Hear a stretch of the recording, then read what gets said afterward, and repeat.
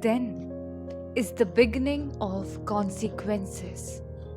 Life is an amalgamation of unwanted but deserved consequences that follows you till your last breath. Or I should say forever, even after the death, because of the choices you make. I made one such choice back in 1464. Not much, just 556 years ago. So here's my story, come darkest secret.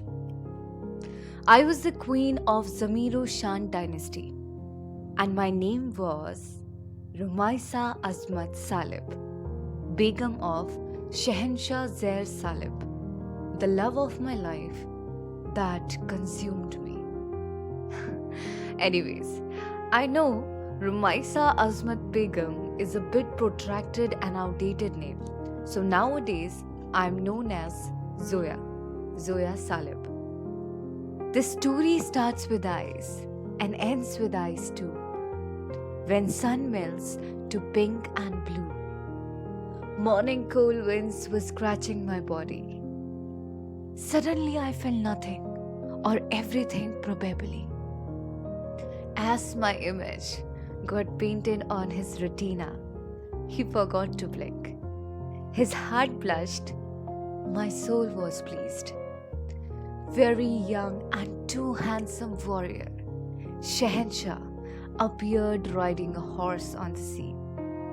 To be short and precise, his staring eyes were stuck on me.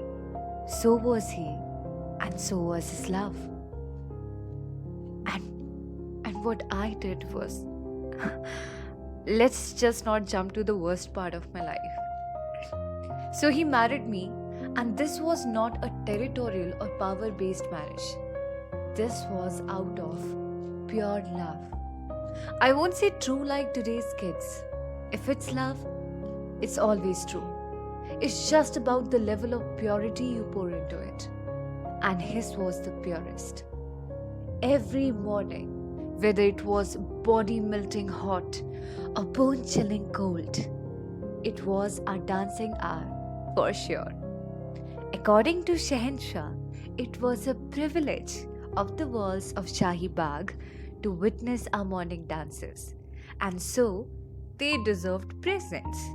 And their present was my name written by Shehenshah on their bricks. While writing this journal, some of my words have been blurred by my tears. Same happened to our love back in 1464. His every new and addicting ways of loving me was consuming me at a great pace. Like my chest would pain a lot if I didn't see him every hour, or I would lack oxygen on mere hearing his name. I became a martyr, ready to die for my Shehenshah. These all were the symptoms of a disease called extreme love. I decided to spend an eternity of perpetual love with him. Have you all ever heard of black magic? Probably not. But something like this existed in my era, 15th century. It was banned in Zamiro Shan dynasty as it was evil. Well, guess what? I used to practice it in the woods where I lived before I was designated as the Begum of my Shehenshah Zair. It was my family's legacy, but I put a full stop on it as soon as I married my Shehenshah. But just after a few months, I decided to practice it in order to fulfill my intense desire to have an eternity of perpetual love with my Shehenshah, in order to generate elixir for us. Initially, it seemed exhilarating, followed by a tinge of sadness, soon transforming into the worst nightmare. It took me a couple of years to gain enough power for this magic, a magic which was against the law of nature, Regardless of knowing that it would have consequences, I did it. I did it anyways. On the fourth night of Shaban month, I was ready with my powers to perform the ritual, ready to extract powers of the full moon. My room was lit with thousands of candles and lanterns, and the magic circle Lisuzu was ready with the cone of power. I began the spell. Aspire mia imperium, anime mia mare, et fructus alexir. Aspire mia imperium, anime mia mare, et fructus alexir. Aspire mia imperium, anime mia mare, et fructus alexir. I kept reciting it until the magic overwhelmed me. And after 7,986 times of recitation, a kind of glowing lapis lazuli object appeared in front of me. It was the elixir. I was just 2 seconds away from my death. I went into oblivion. The only thing I had in my mind was if I died, I would lose the only opportunity to be with my Shahanshah forever. So, I used all of my leftover strength to crawl and reach the bottle, and I drank it the second I held it. I fainted. And the next thing I remember is my Shahanshah sitting next to me, staring at me with his tearful eyes.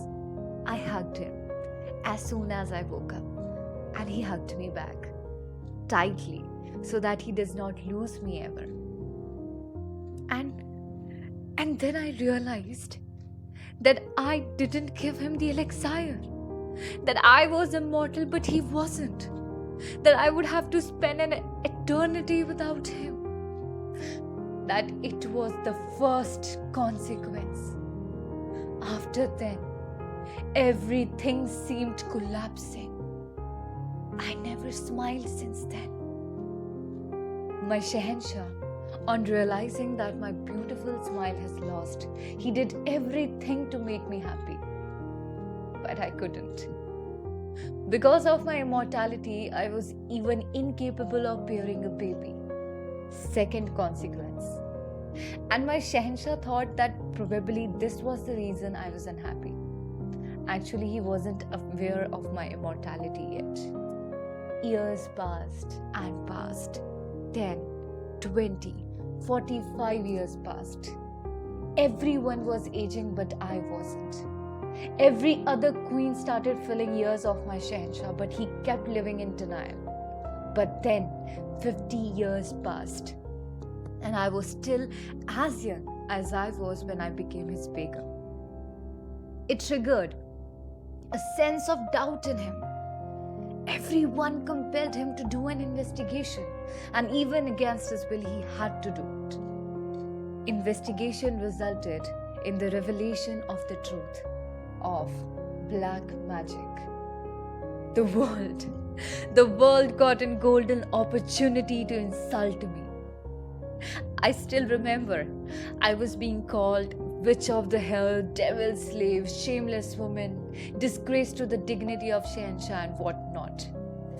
And I saw my Shahanshah crying from the beginning till I was thrown out of the kingdom. So, this separation from my Shahanshah was the third and the ugliest consequence. This pain of separation was inescapable, but the worst consequence was in the waiting list, and it was solitude. For more than 550 years, I have been suffering from solitude. I had to keep running from the world while covering my face, because if anybody would have come to know that I don't get old and I'm immortal, they would have thrown me in some science lab and would have been torturing me with their experiments. But finally in 2018, I decided to face every ordeal. I was desperate. I was desperate to see my Shahenshah's palace. And so, I worked hard and became an archaeologist in order to get a legitimate entry into the palace.